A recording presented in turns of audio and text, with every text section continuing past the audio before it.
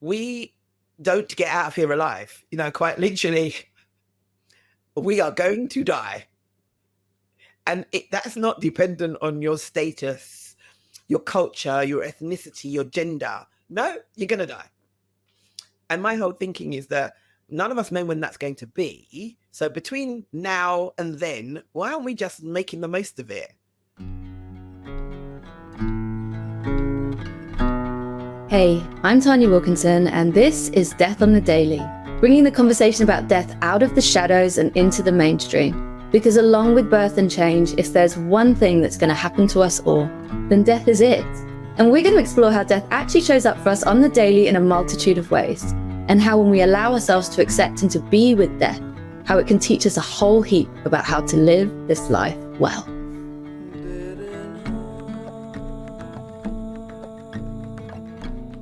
In life we transform, and this requires little and big deaths of our former self. Like a snake shedding its skin, we're constantly letting go of past versions of ourselves.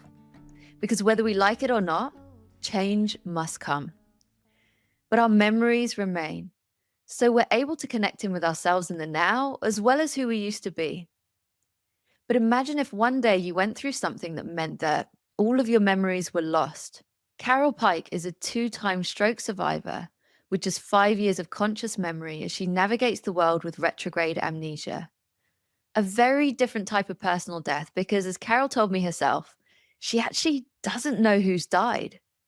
And this means that Carole brings a unique perspective to life. And she helps women leaders and entrepreneurs to uncover and leverage their unique sparkle so that they're seen, heard, and remembered.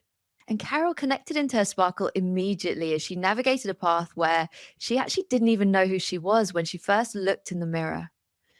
So get ready for Carole's beautiful lens on the world, one that is filled with so much positivity, joy, and authenticity. Grab a cuppa, settle in for this episode as we explore both Carole as well as your own sparkle. I am so excited to welcome the Queen of Sparkle to Death on the Daily, Carole. Welcome. Thank you. So let's dive straight in. And I'm going to start with, it was my introduction to you. I saw you doing public speaking at the Amazing People Like Us event, and you called yourself the most sophisticated 5-year-old that you will ever meet.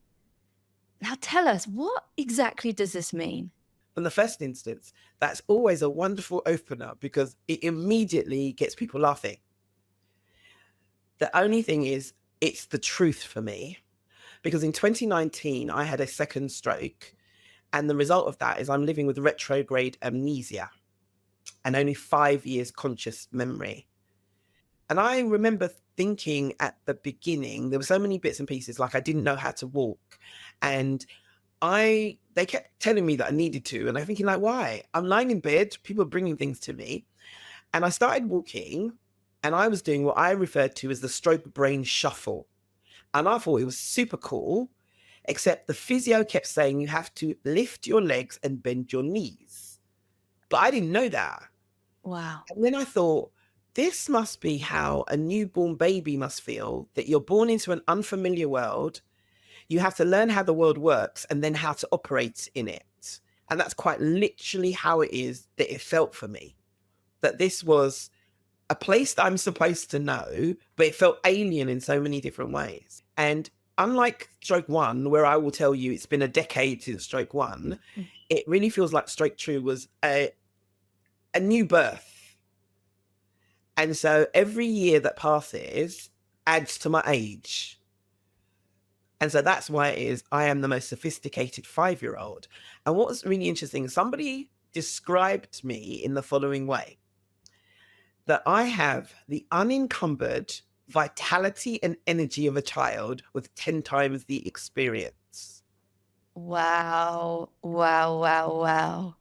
That's really got me thinking, because there's so many times where I think myself, and I have conversations with others about, wouldn't it be amazing to not be sort of so conditioned or whatever it is, and to be able to go back to that childlike way of moving through the world. And what I can really feel here is, obviously you went through some really really serious, really significant challenges that you've overcome, but obviously that rebirth as well that you shared, and that fresh perspective. So I'd love to really dive into that sort of that your perspective, how you move through the world, and how that's different to, I suppose, the rest of us who have had kind of that lifetime of conditioning, as it sort of creates those layers within us. I think it starts with the fact that I actually have no frame of reference for fear, worry, anxiety, or regret, because it's all learnt behavior, but it's based on the past. And I don't have a connection with it. And the first time I actually realized this was a thing was I came out of hospital in the beginning of 2019. And in the middle of the year, there was a call out for a photo shoot for African and Caribbean people. And I thought, oh my gosh, I'm one of those. That would be really exciting because I've never done that before. And so I said yes. And I traveled on the longest bus journey I had been on by myself. I went to a place that I had never been to before to meet somebody I didn't know, to do something I hadn't done. And as I was walking there, I thought, oh, this could be what they call fearful, a fearful Mm. situation, because all of these elements were there. And then I thought, oh no, but I'm excited. And in that moment, I realized that you have no idea what fear is about. Like, just nothing. There was nothing here that said, oh yeah, this should be scary. But I Wow. was aware of the fact that people found things scary or they had fear for things. And then I thought, oh my gosh, you really don't have a frame of reference. And so I believe that we've been framed. So somebody says that this is what fear looks like. And so anytime there's something that even resembles that, that's what it is. Yes.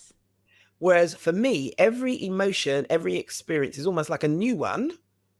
And so I don't have a label for it. It's just something that either feels comfortable or doesn't. And that's it. Wow. Wow. Wow. You got me thinking. Recently on the podcast, I had an incredible death doula called Wilka Roig, and she was saying that the only two fears that babies inherently have within them is a fear of loud noises and a fear of falling. And everything else is obviously conditioned through experiences, through, your family, whatever it is. And so you've really got me thinking, because actually when, for all of us, it's our fears that hold us back, but they're just constructs of Mm. yeah, whether it is our experiences or beliefs that have been kind of given to us, etc. I think my mum is a very anxious and very fearful person, so that has bedded into me. But I just love that, because also in the experience of you going on that bus ride and just being like, I feel excited, just connecting into what feels right for you. I think that obviously there is an element of us, that was it the stranger danger, the sort of stuff that again, that's conditioned into us, but to a point where I think that, we can be overly cautious and overly sort of not just saying, do you know what? I'm just going to go. I'm really excited about this experience. And how was that experience for you? How did it all unfold? One of the things I have learned is if you're going to do anything, you really need to ask what it is for. Yeah. Yeah. Because, and this is the first time I'm going to say this in public, it was for a drug to help with HIV and AIDS. Oh, wow. Something, I can't actually remember what it is that it's called, but essentially you do this before you have relations type thing, and it's supposed to help. Right. So you can imagine the fact that my face was on some posters, some postcards in association with this. Oh, So I my haven't actually said it, because then you'd have to explain stuff. Yeah. So I didn't. But no, it was great because I love the camera. So I do lots of selfies. I take pictures everywhere all the time. And so there was somebody else taking pictures of me. And it was great. And they had said that you should take changes of outfits and all of these things. And I couldn't work out. Yeah, there was too much processing for me as to what to take with me. So I only took a couple of things. But the photographer so loved the way that I looked that he didn't want me to change. So it was, it was great fun. I love that, but also that you can see the fun in it, and then obviously the lessons of always check what it's for and get that information. That's such a powerful, again, we're so fearful of failure. There's such I think that's so ingrained in so many of us. When I worked in corporate, everybody was scared of making a misstep or whatever it is, but to be able to go with that sort of open heart, open mind, but also where you go, actually, there's a lesson learned. I'm taking that forwards, but I can also connect into the joy. That's so beautiful. And Carole, even as you were sharing that, I could feel your sparkle, which is something that I really want to talk about. I introduced you as the Queen of Sparkle. So tell us, what is sparkle? You know what's really interesting, and I've been thinking a lot about that recently, is that I actually didn't really recognize the depth and the breadth of sparkle. Because up until 2020, so 2019 to 2020, I was talking about the spark and about the fact that everything it is that we have ever done, will ever do, are doing, had some kind of catalyst, some kind of impetus, and I called it the spark. So therefore, in order for you to do whatever it is you want to do, you're going to need a spark to get that fire going. And a spark is an acronym, and so that was kind of really great. The beginning of 2020, I was going to Spain to speak at an International Women's Day event. And they kept asking for the title of what it was I was going to talk about. And I thought, yeah, but it's about spark. It's about the spark. What do you mean a title? So the kind of whole thing thinking, oh my gosh. And I believe in God. And I was standing in the kitchen and God said to me, why don't you put an L and an E to spark and make it sparkle? And I thought, yeah, that's a really great idea. And the L now was about leadership, which was initially was just about thought leadership, and E was about experience. So that's great. It's about sparkle. And then I thought, okay, you need to have something with that. So I created what I call the sparkle equation. And the sparkle equation is made up of 3 things: know who you are, understand the value you bring to the table, and show up unapologetically on purpose. And the knowing who you are was so significant for me because in 2019, I looked in the mirror, I recognized the features, but I had no idea who the person was looking back. And the nurse was white. And so I worked out that it couldn't have been her. So it must be me. Mm. And I still wonder if the nurse had been black, whether my conclusion would have been a different one. But I had to find out who I was. And whilst it was that people were saying, oh, but you are and you have and you do and this and that didn't mean anything to me. Mm-hmm. I had to find it for me. And then the whole realization that actually the foundation of success, any success you're looking for, is you knowing who you are. That when you look in the mirror, that you look and you say, I know who you are. And that's without titles, without the roles that you play. Because I had no title, no role. It was just me. So it's that know who you are, understand the value you bring, that we are all a value add because there is nobody else like us in the world. And I've taken that to a whole nother level because quite literally, you will never have met anybody like me. Mm. But equally, I wouldn't have met anybody like you. And if we could recognize the value that exists in that, that's a game changer because you carry yourself differently. And then the third bit about showing up unapologetically on purpose, I show up as me. And I always joke that the easiest gig in the world is to be yourself because there are no lines to learn, which works really well for me because I've got memory issues. So that's the sparkle equation. And sparkle is the fingerprint on everything you do, the footprint you leave behind, and how you connect with people's hearts.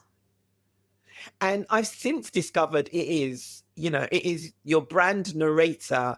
It is your voice. It is your power tool. It is so many things because you are the uniqueness in your world. You've got nothing else that's as valuable as you. And if we could recognize the value of who it is that we are, we would show up differently in the world for ourselves, but also for other people. And if we valued ourselves, then we could value other people, which would change the world. And so for me, I want to make the world a brighter place, one sparkle at a time, because we've all got a light. So whether it's a tea light, a floodlight, or all of the lights in between, we've got a light. And like the funny thing for me was that lying in a hospital bed, if things had been slightly different, only slightly, the date on my death certificate is the 28th of February, 2019. It wasn't. So I thought, well, okay, I didn't die, so I must be here for a reason. Okay, I have no idea what that is. And then I thought, oh, it's to shine the light in the darkness for others. And if you can imagine, I'm lying in a hospital bed, I've got bleed on the brain, I've got the worst headache ever, and I come up with this thought. I have no idea what that means, and I've got no idea what that's going to look like. Apparently, that looks like me. That's all I've got. That I show up, and I'm going to disrupt your thinking. I'm going to disrupt your thinking about what's possible, but also what's possible for you. I'm going to challenge you to color outside the lines, because I don't like lines. In fact, notebooks now with lines, I don't like them. I need blank pages so that you can go wherever you want to go with it. And I'm going to challenge you because I'm seeing the world through fresh eyes. I'm that child that's thinking, why can't we all just get along? I don't understand. I don't understand hatred because nobody wins. I don't understand war and nobody wins. That we're not making the world a better place. Even if you're being selfish and making the world a better place for yourself, but you're not. When you hate, you're using up useful energy that isn't building your life up. And in many ways, the people it is that you hate don't even know you. So actually, they don't care that you hate them. And standing on the outside and thinking, I can't believe that people do this all the time. Or the things I love the most are when people say things like, I really hate that person. Do you know them? Have you ever met them? How are they impacting your life? Exactly. But yet you do. Thinking, wow, just that so much wasted energy, and the fact that we won't ever get time back, and the fact that we don't get out of here alive, quite literally, we are going to die. And that's not dependent on your status, your culture, your ethnicity, your gender. No, you're going to die. And my whole thinking is that none of us know when that's going to be. So between now and then, why aren't we just making the most of it? And I really, really struggle with some of the conversations I hear or some of the conversations I'm in when they're talking about things. I'm thinking, you can't change. You're not talking about anything that you can change, anything that's actually of any value or anything that makes a difference. Why? And it's that whole thing where I'm realizing just how strange I am at times. Like I was at a funeral and the pastor man had said he was driving there with his wife and he really wished that day wasn't happening, and you could feel the kind of like the murmurs around the kind of congregation that they were agreeing with him. And I'm sitting there really confused because for me, everybody knew that the person was dead this morning. So it's not a surprise. So whether today happened or not wouldn't actually change the fact that the person was dead. And so I thought, I don't understand why today is a challenge, because today is about celebrating their life. Because you already knew that they were dead. And my friend said to me, Carole, please don't say that out loud. So I thought, okay, yeah, you do see things differently. Seeing things differently. And that's not necessarily a bad thing. I think when we root into, obviously from the death side as well, and how we pushed it into the shadows, that sort of the fresh perspective on what's happening, it's refreshing. But obviously, again, we've been conditioned on the hate side. If I think about, the media's role in everything that we see around that, people attacking people, whether it's on social media or whatever it is, that to your point, they've never met. That person has no impact on their life. Is it worth it? And again, it's all that sort of conditioning. And you've really got me thinking as well, because I had a real turning point where, and this is sort of a me shedding a former version of myself, and it was a corporate version of myself where I was really unhappy. And I realized actually that in my unhappiness and also then in others' unhappiness, we just used to Friday night go to the pub and we just, bitch about like the company and all of this stuff. And I remember I had a real moment where I was just like, this is not the energy that I want to be in. And I really purposefully therefore stepped out of those conversations and went, that I don't want to be a part, I don't want to be a part of this, sort of like the gossipy, that sort of side of things. And it made all of the difference. That shedding made such a change. But I realized that actually I'd been conditioned from school. I remember at school, we were constantly falling out with each other, talking behind each other's backs and everything. And so for you to move through this world and just be able to present that fresh perspective of like, come on, everybody, why does it work like this? Why are you hating? And why is there wars and stuff? I think it's so refreshing. And it is really that perspective that the world really needs. And so with that in mind, I'd love to be able to sort of hear more of, if you were to sort of take it, I suppose, practically to maybe someone who's been moving through life. Maybe they feel like they're in a bit of a rut. They feel like they're not able to be authentically them, or maybe they're just doing some soul searching for kind of how they can make this life better. From your lens of the world, is there any advice that you would share with them? Any guidance, any tips, any practical stuff that they can do moving forwards? I think the very first thing is, who are you? If titles have been removed, who are you? And if you don't know the answer to that, then you need to find out. What are your strengths? What are your weaknesses? Like, I will describe myself as, I'm the spark that ignites the fire of power, purpose, and possibility in you. And quite literally, in anywhere, I will walk out in the street, I'm in the supermarket, and I'll hear somebody talking about themselves in a negative or derogatory way, and I'll pull them up, because that's not who you are. It doesn't matter about the situation or the circumstances, what other people have said. This is not who you are.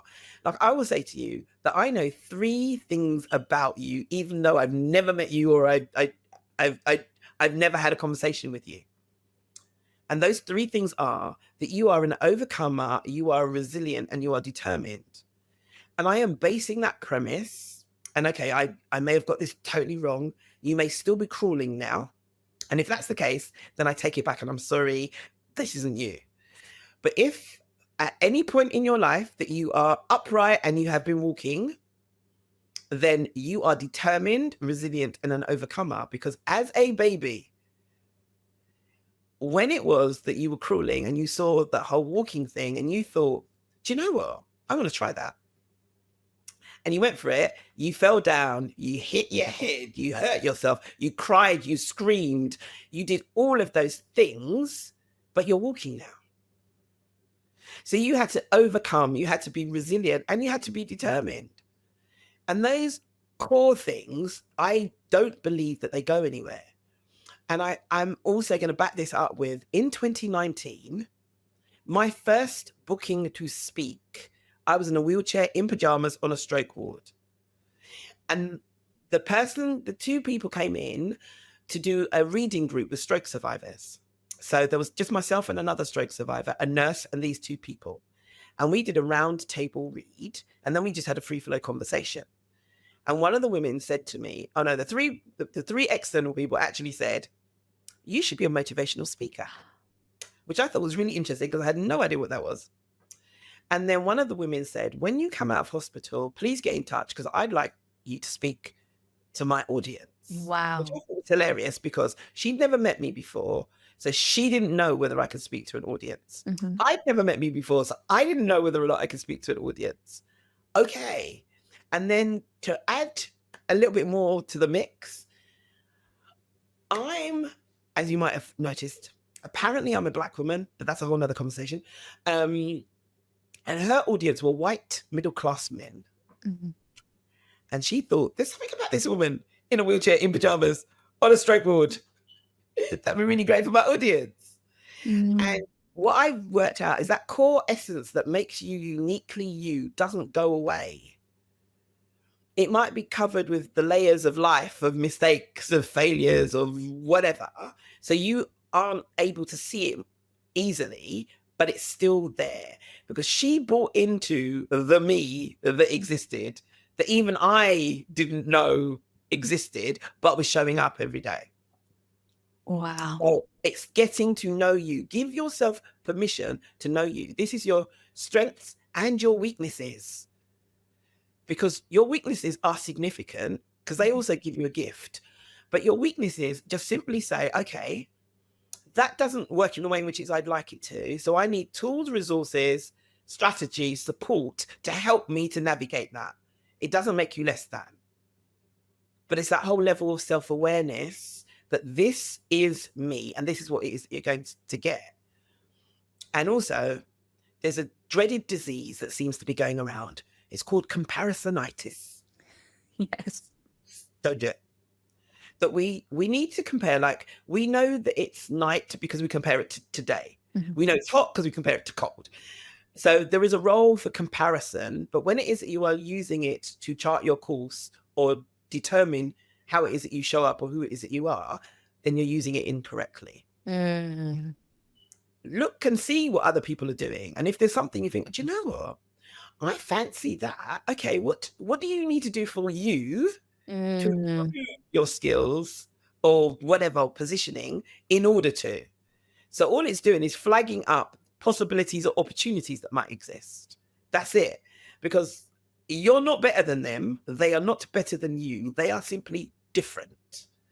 We've all got different skill sets. We've all got different kind of like purpose, roles, and responsibilities, but it doesn't make one thing better than the other.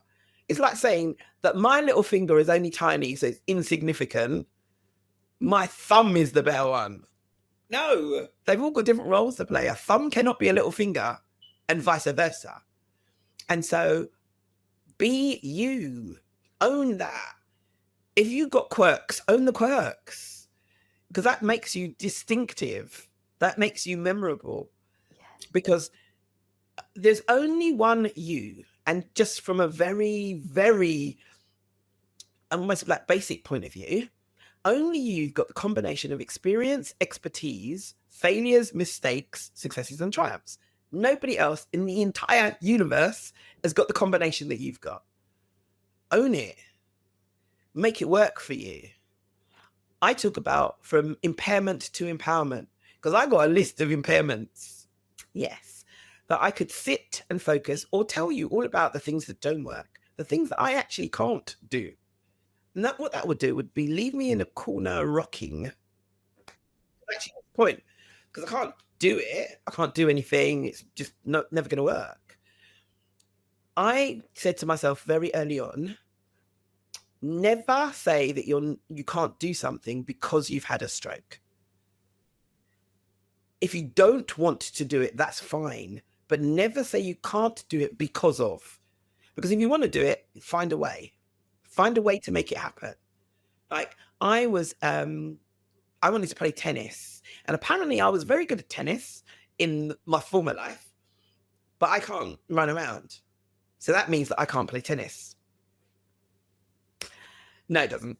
It just means that I am not able to do it that way. So I found a wheelchair tennis club.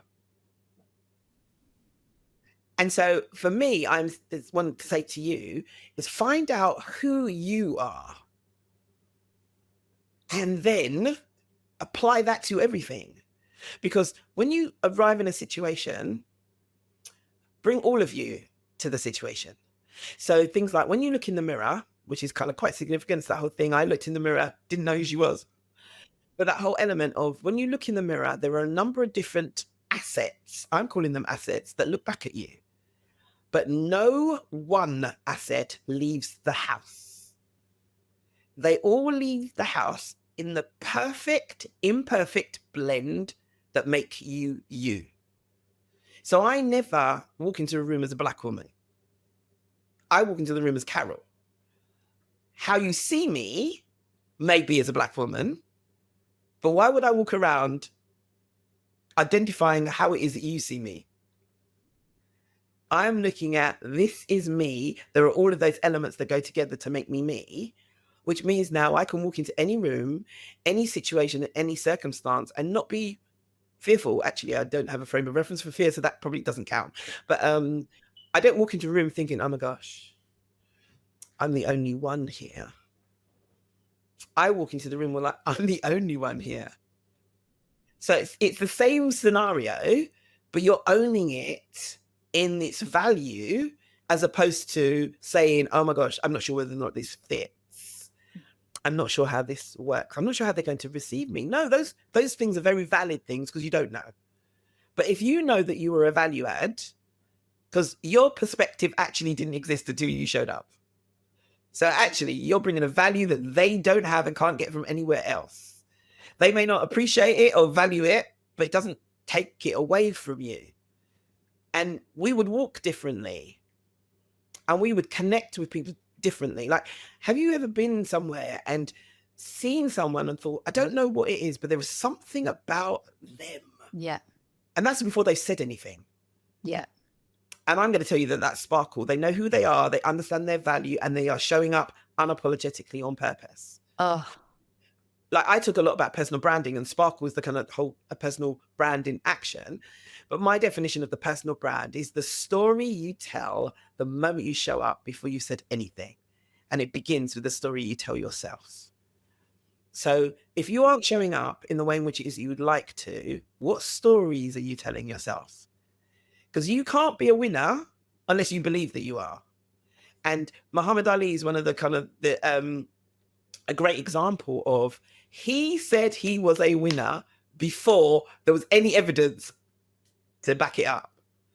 And he said he was a winner, and he walked it out and worked it out to make that a reality. Because winning is a state of mind. It isn't, oh, I've got the accolade. Like, one of the things I find fascinating, you know, the awards season, when it is that there are lots of awards, there's somebody needs to vote for you, and there's all of those things. And there was a case where I think I was nominated for something, and people, they were either voting or something was going to happen. And I asked the question, if I don't win the award, does that make me a loser? And people said, oh, no, of course not. And I'm thinking, no, but in your definition of what winning means, yes, it does.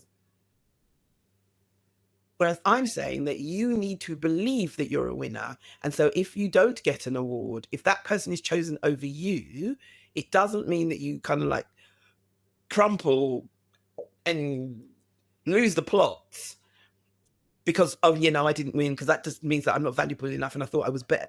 Yeah, no, don't do that. You decide that you're a winner.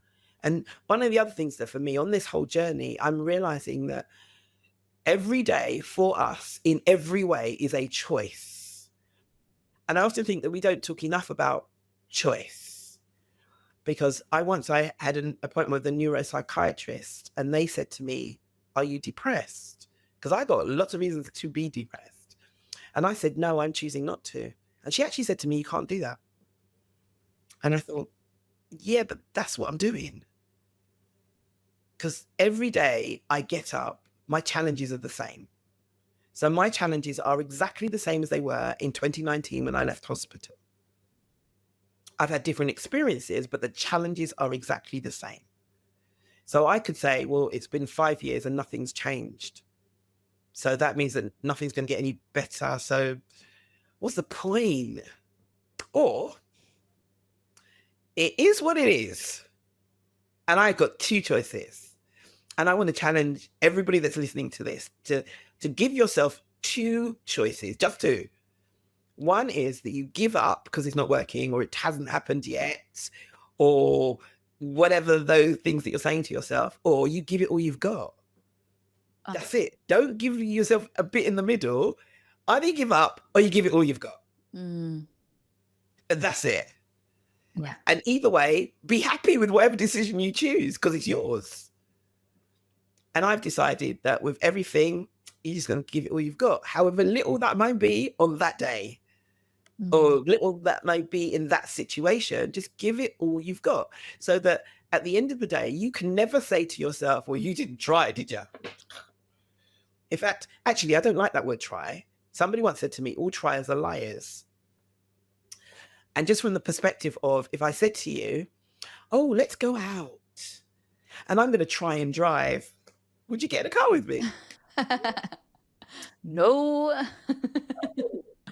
Or things like, when people say things like, oh, should we meet next week? Yeah, I'll try and make it.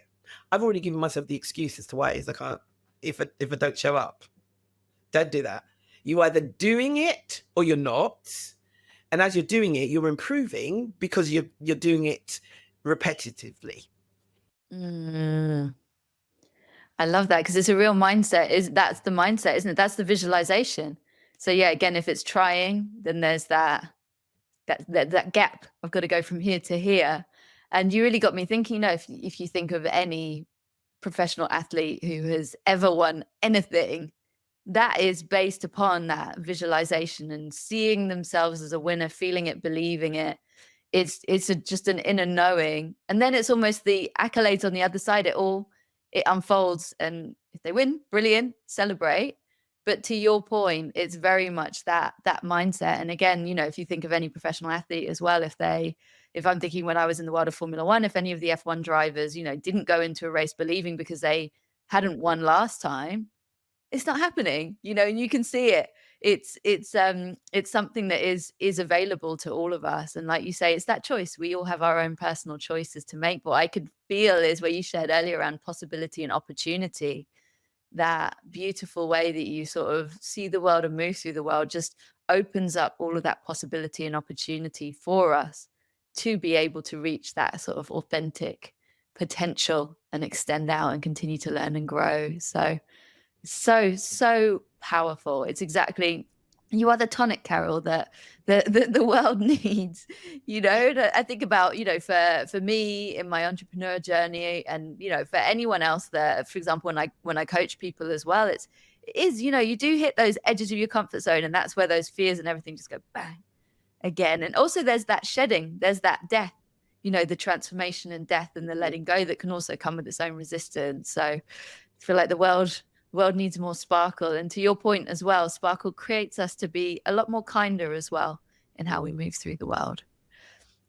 And so I would love as well, before we come to a completion, to speak about, with your perspective on life, I feel like I need to get more of your perspective on life and death.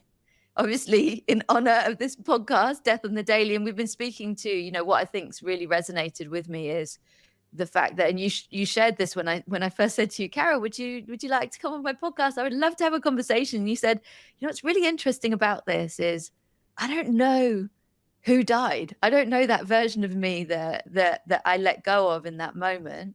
And I found that so powerful. And since then, we've had other conversations where we've spoken about all areas of sort of like death, losing those we love, grief, etc.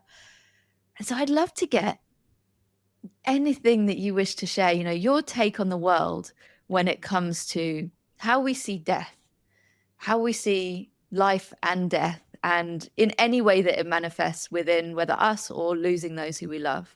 Death is such an interesting word because the moment as you mention it, people cower or they go into whether it's grief mode or tears or calling it something. And what I'm realizing, like so much of everything, it's actually part of life. And that whole idea that death is an ending. But the thing about endings is that they are also powerful beginnings. And I had a real interesting conversation where I met, I was looking for directions to somewhere, to a building, and I was talking to a woman on reception. And I have no idea how I get myself involved in conversations where people feel safe to talk about things about themselves. And I discovered that she was a twin and her brother had died a few years earlier. And she was really stuck in the death and the fact that he wasn't here and all of those elements. And as someone that knows nothing about death generally, I still have the ability to talk to you about things. So I'm having a conversation with her and just kind of asking her about would her brother be happy about the way in which it is that she was showing up? And she said no. So I just kind of said that then to honor his memory is looking for ways to show up differently for yourself and for him. And then it was just kind of really fun that he was her twin. And it was like, wow, she was talking about what it felt like to be there when it was that he took his last breath. And then I had this light bulb like, oh my gosh, And I said to her, what an honor and a privilege, because you were there at his first breath and you were there at his last breath. And it was suddenly that light bulb for her, like, oh, I hadn't seen it like that. Wow. And so that whole element of just changing the way that we see about death, because the issue isn't death, it's the impact. Mhm. Because her challenge wasn't the fact that he was dead per se, it was how it was that she was navigating life now that he was dead. And I think that so much of everything is that we associate the event and the emotion together. So the event happened and this is the automatic emotion. Whereas actually, this is the event and that is the emotion you've chosen to attach to that event. Mm. Which then means that you can also choose another emotion to go with that event. And one of the things that I gave her a challenge to do, that to think of all of the lessons or the things it was that he has left her, now that he's no longer here, what has he left behind for her to keep living? And so she thought, oh, again, that whole thing that she hadn't thought about it like that. And then I'm a bit like an impulsive creative or something along those lines, because a little before that, I had been crying a lot and I'd been saying that this is my wet season. And then there were times when I cry and then I would laugh. And I thought, ooh, when the sun shines, when it rains and then the sun shines, there's a rainbow. So what happens when you cry, when you cry and then something happens and you laugh? There needs to be something. So I thought, well, okay, I will create it. So I've created something called the tear ribbon. And it is the thing that happens when it is that the sadness or whatever it is around the tears mix with some element of joy. And that kind of sounds like a bit bizarre. Like I'm crying, where would the joy be? But what I said to her was, when next you feel overwhelmed by grief and that you are crying and it just feels like I can't deal with this, No. think about what it is that he means to you. Think about the last time you saw him laugh, or something is that he said to you that was particularly kind of special that you hold in your heart, or something is that you've done. Think about that. So when you're crying, force yourself to think about something like that. There's your tear ribbon. Because then you've got that kind of glimmer. There's a light in the midst of the darkness. And what was really powerful for me, because I hadn't, even though I create this kind of whole concept and idea, essentially was just for me in that moment, I hadn't realized just how powerful a tool that is when you're thinking, I can't live here in this whole tear thing, and it's real and I'm feeling it, but how am I going to get out? And thinking about that person in a different light, because that whole element that they died once, just once, one time, but they lived for so much more than that. And we are so fixated on the thing that they did once. And even, even if it's a newborn baby that hasn't kind of lived in the fullness, but for 9 months or however many months before that, they were alive to you. And how that felt, and when it was that you felt them in your tummy or whatever, but that gift that they gave you. So in the midst of your grief, there is a gift that you've been given. And so if we could choose to look at that, that would help. I mean, obviously it doesn't change the scenario that person's dead and that you miss them, but it does strengthen you to be able to navigate it. And it's that whole element of we're in the paradox of life. Charles Dickens, The Tale of Two Cities, it is the best of times and the worst of times. And I think that sometimes we're looking for it to be good. Yes. On its own, where sometimes we're missing the gem because that's challenging, but this exists at the same time. In fact, I had a really interesting conversation with somebody once when they had asked me how I was doing and I was having a particularly challenging time. And I said, I'm feeling really challenged right now. And they said, oh, well, we've seen your posts on social media and they're really positive. And I said, because that's who I am. And they said, oh, maybe you need to dial down the positivity a little bit. Just kind of like dial it down a notch.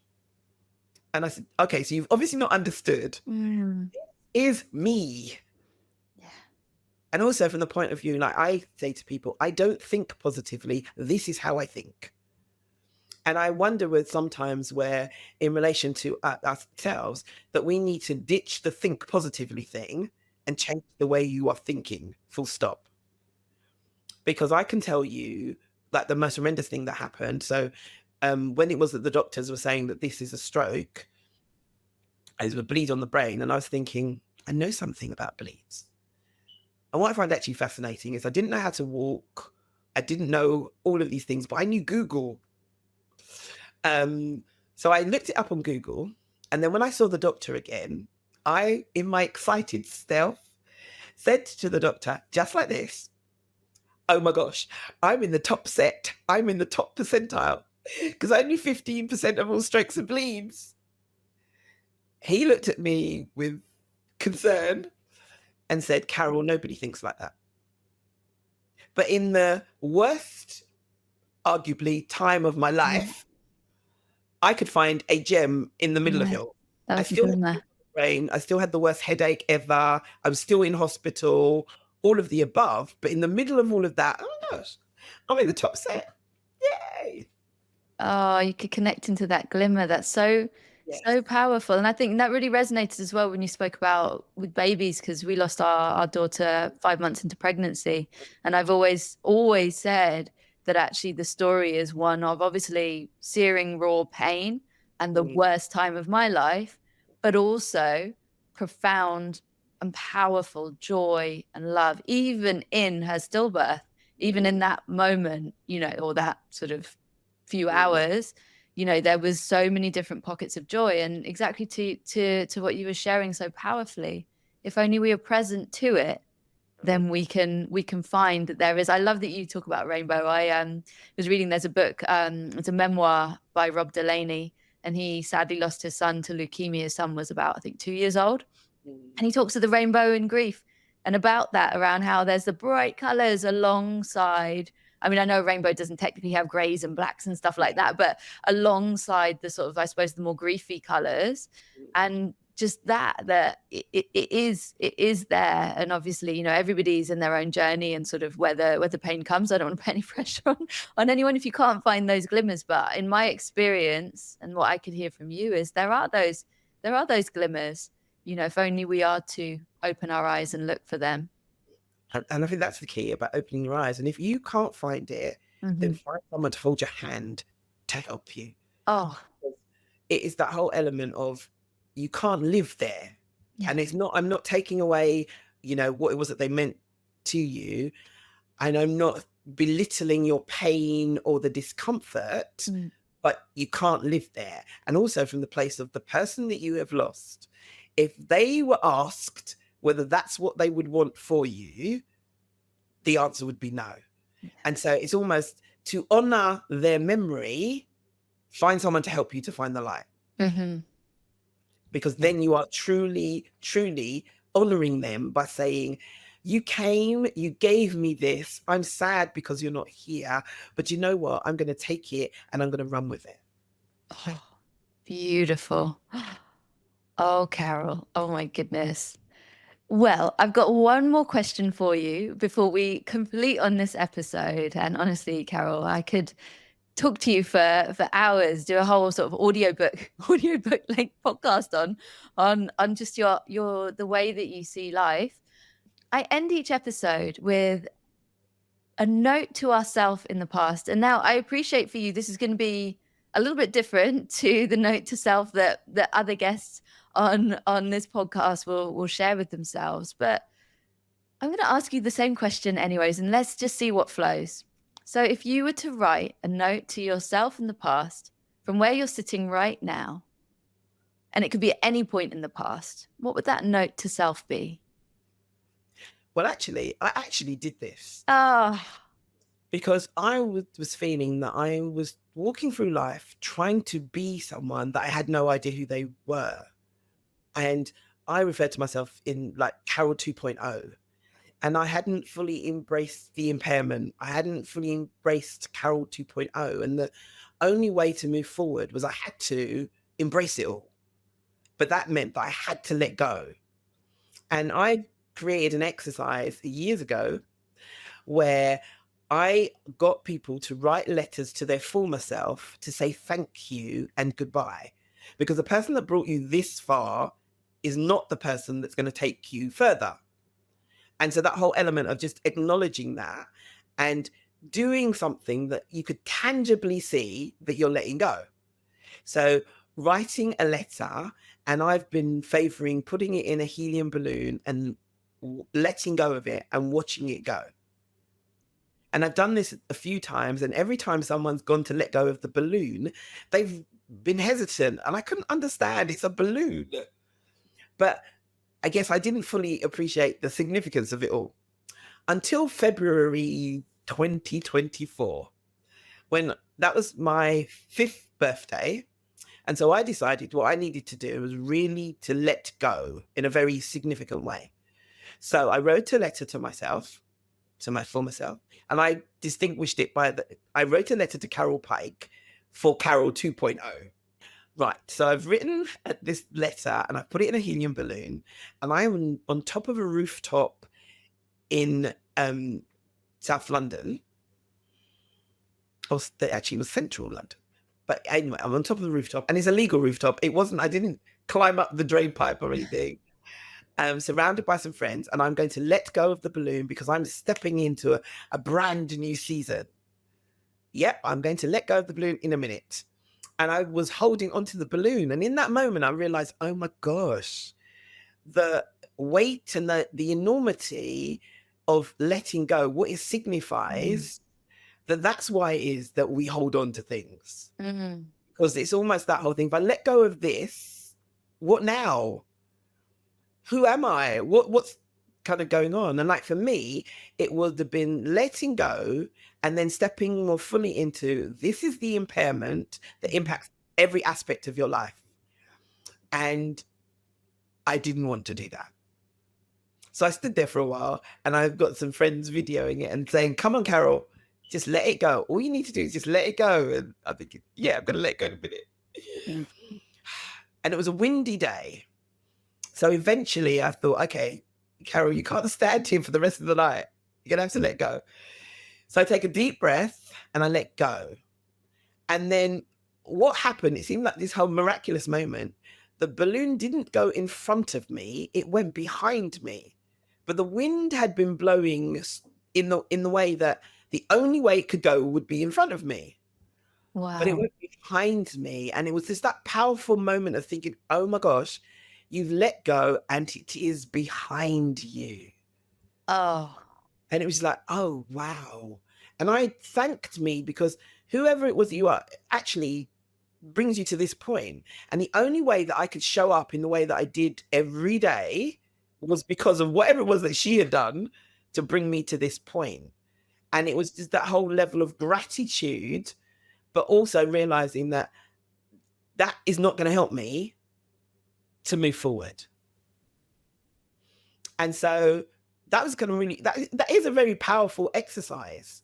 And yeah, I would actually suggest if you feel that you are stuck in any way, write a letter to your former self saying thank you. Because the key is thank you and I love you. But you can only bring me this far. Because I'm going to have to up my game, develop new skills, whatever it is that you're going to need to do in order to be the person that achieves the goals, the dreams, the vision that you're looking for. Because it can't be that person, otherwise they would have done it already. And so that whole element of, okay, say goodbye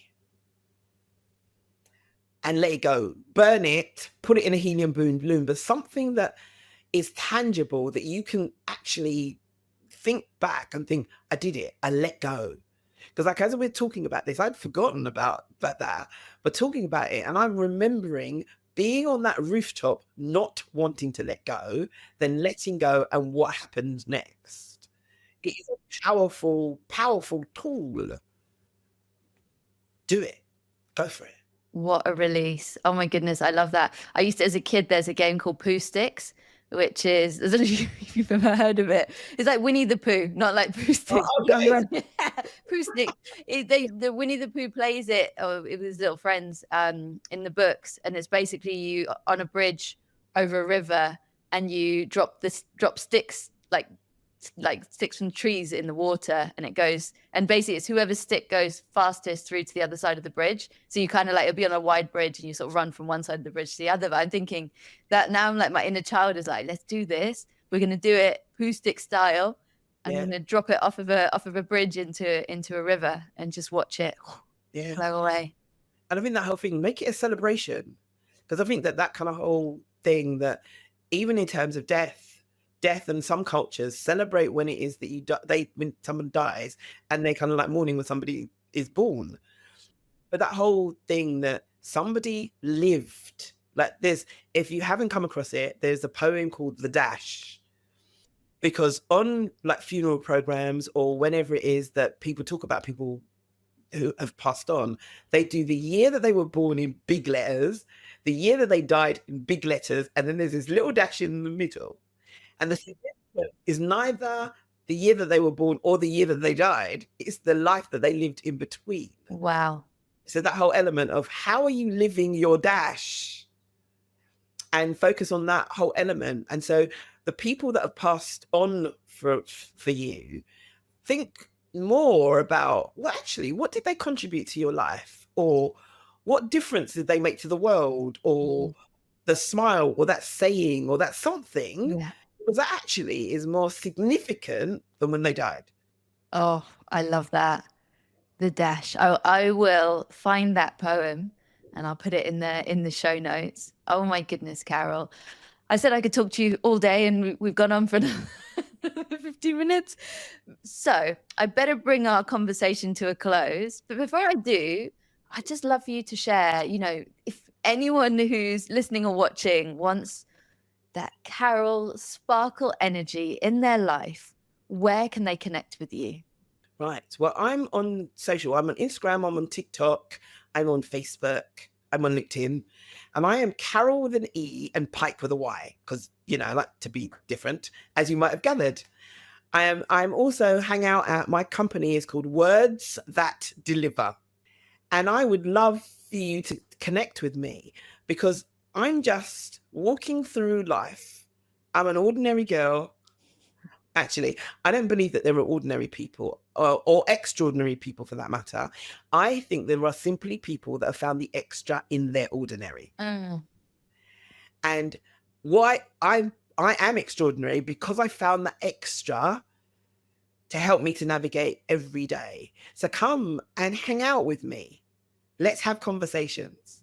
I love it. Well, if you want that Carole sparkle in your life, go connect with Carole. And for today's conversation, Carole, my heart is full. My mind is expanded.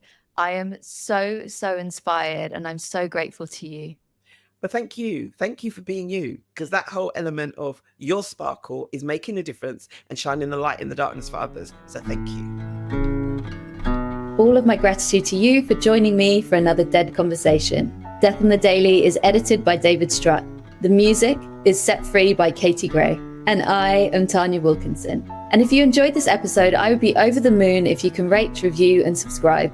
It really, really helps me to get the word out there. And if you want to say hi or to hear more about my work as a coach and death doula, including how I support my clients to navigate their death on the daily, then all of the ways that you can connect with me are in the show notes. I'll be back soon with some more Dead Conversations. And in the meantime, take good care of yourself and others.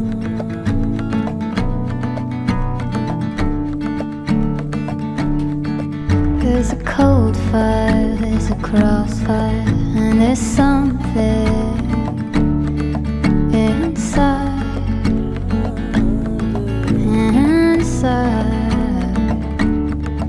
and we'll never, never make it, and we'll never, never break